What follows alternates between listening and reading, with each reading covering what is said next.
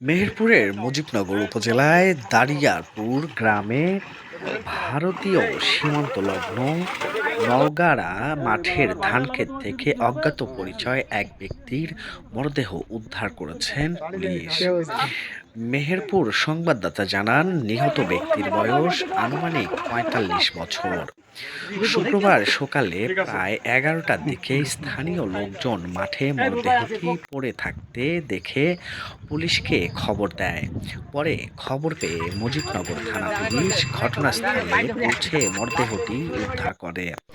Police জানায়, নিহত ব্যক্তির পরিচয় এখনও শনাক্ত করা যায়নি। মরদেহটি উদ্ধার করে ময়নাতদন্তের জন্য মেহেরপুর জেনারেল হাসপাতাল মর্গে পাঠানোর প্রস্তুতি চলছে। মুজিবনগর থানার ভারপ্রাপ্ত কর্মকর্তা জাহিদুল ইসলাম জানান, খবর পেয়ে পুলিশ ঘটনাস্থলে গিয়ে মরদেহটি উদ্ধার করেছে। নিহত ব্যক্তির পরিচয় শনাক্তের চেষ্টা চলছে। ময়নাতদন্তের প্রতিবেদন পাওয়ার পর মৃত্যুর প্রকৃত কারণ জানা যাবে। সকাল 9:30টার সময় এসেছি মাঠে, নাওগাড়ার মাঠে। ওখানে আমার ধান জমি আছে। আমি ধানের জমিতে ধানে পানি চলন্ত অবস্থায় মানুষের কোনো কথাবার্তা শোনা যায় যে ওই মাঠে একটা মানুষ মরা পড়ে আছে। তো রোজায় আছে, আমি ধানের বয়ে পানি শেষ করি, মেশিন বন্ধ করি। মানুষের মৌখিক শোনা যায় যে বলে আমি বেশ কিছুখানি রাস্তা, আমার ওই মাঠে ওই রাস্তা থেকে এই রাস্তা অনেকটুকু। আমি এখানে আসলাম, এসে পুলিশ ছিল, পুলিশের সাথে আমরা গেলাম, যেয়ে দেখতে পেলাম অরিজিনাল একটা লাশ অজ্ঞাত অবস্থা, আমরা কেউ চিনি না। তো পুলিশটা তাদের যেটা করণীয় সেটা করলো।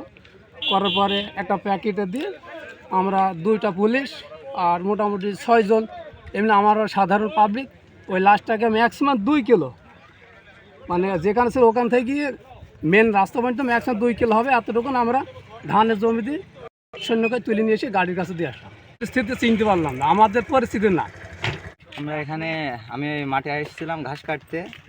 তো ঘাস কাটে এসে শুনি নাওগাড়ার মাঠে, দারিয়াপুর নাওগাড়ার মাঠে লাশ পড়ে আছে। তো দেখতে যাই, দেখতে গিয়ে দেখি চিত হয়ে পড়ে আছে। তো আমাদের এলাকার না, তো কেউ চিনতে পারে না। দারিয়াপুর, তারপরে শালিকা, বিদ্যাধরপুর, তো কেউই চিনতে পারে না, হয়তো বাইরের। আর লাশটা পড়েছিল সব উপর হয়ে। আমরা গেলাম দেখতে দেখতে, স্যাররা অনুরোধ করলো, বললো লাশটা ধরো, একটু সহযোগিতা করো। তাই গিয়েছিলাম, গিয়ে একটু সহযোগিতা করে তুলে এনে